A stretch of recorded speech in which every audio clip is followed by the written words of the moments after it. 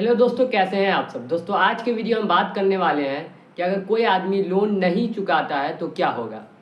तो दोस्तों इसी के बारे में फुल डिटेल में इस वीडियो में बात करेंगे। तो चलिए शुरू करते हैं।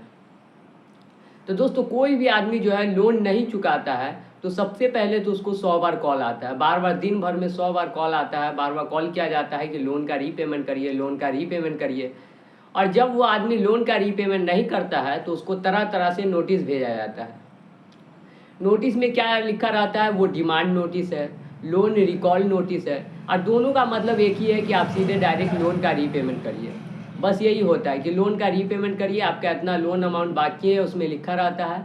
और एक भेजेगा आपको आर्बिट्रेशन का नोटिस, आर्बिट्रेशन का नोटिस भेजा जिसमें बोले आपको आने के लिए, आर्बिट्रेशन में आने के लिए, जिसमें जो है ना लास्ट पैराग्राफ पे लिखा रहता है, 7वां या 8वां पैराग्राफ पे लिखा रहता है कि आप लोन का रीपेमेंट करिए। लोन का रीपेमेंट नहीं करिए तो आपको हम एक लिंक भेजेंगे 7 दिन बाद, जिस पे जो है ना आपको वीडियो कॉल ज्वाइन करना है, या नहीं तो एक एड्रेस भेजेगा कि इस एड्रेस पे आना है, यही करेगा। तो दोस्तों अगर आपके पास पैसा नहीं है तो आप क्या कीजिएगा। अगर पैसा है तो चुका दीजिएगा, नहीं है पैसा तो क्या कीजिएगा, आप जो है ना उस पर जाइएगा नहीं। लेकिन क्योंकि अगर आपके पास पैसा रहेगा ही नहीं तो जाके क्या फ़ायदा, क्यों वहाँ भी जाएगा तो आपको क्या पैसे का डिमांड करेगा, इससे ज़्यादा तो और कुछ मांगेगा नहीं, मांगेगा कि पैसा दीजिए। तो उसमें क्या होता है, एक आर्बिट्रेटर होता है और एक बैंक का जो आदमी रहेगा वो रहेगा जिससे आप लोन ले रही है, बैंक से या एनबीएफसी जिससे लोन ले रही है वो रहेगा और आप रहिएगा। और वो सारा बात करने के बाद जो है ना बस एक ही फैसला सुनाएगा कि आपको इतना पैसा देना है, इतना पैसा दीजिए। क्योंकि वो जो आर्बिट्रेटर रहता है वो भी जो है ना बैंक या एनबीएफसी जो लोन लिए हुए जिससे वही हायर किया रहता है, उसी का रहता है, या आपका वहाँ कोई नहीं रहेगा। तो वहाँ जाइएगा, आपका सारा बात सुनेगा और उसका भी बात सुनेगा, उसके बाद जो है ना यही फैसला सुनाएगा कि जो भी लोन अमाउंट है उसका पेमेंट करिए। तो अगर आपके पास लोन अमाउंट है ही नहीं, जब आप उसको पेमेंट कर ही नहीं सकते तो परेशान होने का क्या ज़रूरत है, आप जाइए ही नहीं। और परेशान मत होइए, उसमें नहीं जाइए, कोई भी दिक्कत नहीं होगा। बस आपको ये डराने के लिए नोटिस भेजा जाता है, जिसमें आप अगर हो सके, आपसे हो सके तो आप वीडियो कॉल ज्वाइन कर लीजिए। वो आपको लिंक भेजता है 7वां या 8वां पैराग्राफ पे देखिए तो ये लिखा रहेगा कि आपको जो है ना एक वीडियो लिंक भेजा जाएगा, उसमें ज्वाइन कर लीजिए और वीडियो से कॉल बात कर लीजिए।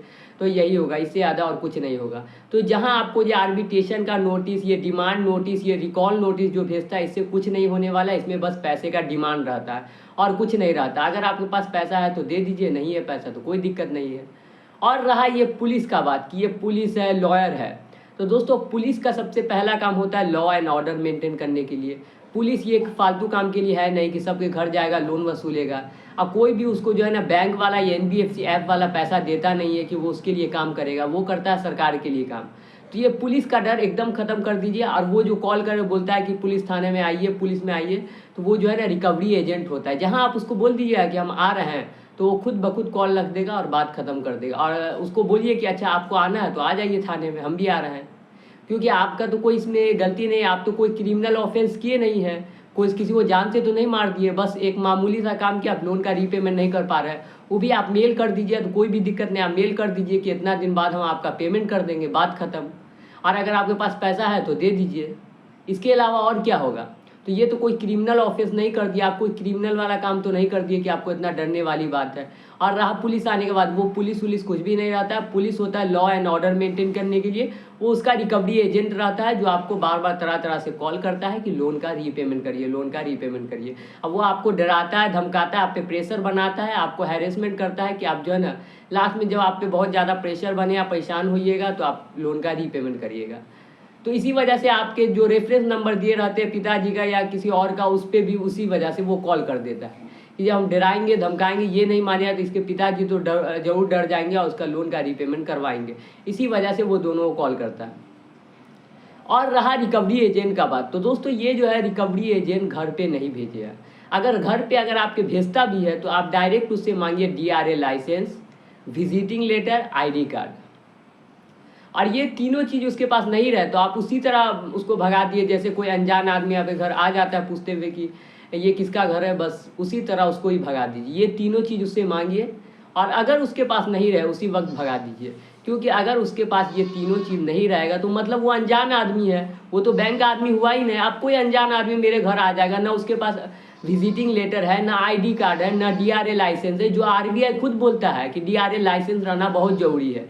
डीआरए लाइसेंस मतलब डेब्ट रिकवरी एजेंट, इसका लाइसेंस रहना बहुत ज़रूरी है। जिसके पास नहीं रहेगा ये एकदम गलत है, ये आरबीआई का रूल का उल्लंघन है। आपको तो वो बता के भी तो नहीं आया है, आपको तो बता के भी आना चाहिए, कॉल करना चाहिए, मैसेज करना चाहिए कि हम आपके घर आ रहे हैं। ना ही उसके पास डीआरएल लाइसेंस है, ना विजिटिंग लेटर है, ना आईडी कार्ड है, तो वो तो अनजान आदमी ही ना हुआ। तो सीधे आपके घर आएगा, आप उससे ये तीनों चीज़ मांगिए। अगर उसके पास ये तीनों चीज़ नहीं रहता है, उसी वक्त उसको भगा दीजिए। और रहा नोटिस का, तो वो जो है ना उसका अपना एडवोकेट रखा होता है जो तरह तरह का नोटिस बना के भेजता है। हम कल ही मेरे 2 क्लाइंट जो है वो भेजे, मेरे नोटिस भेजे।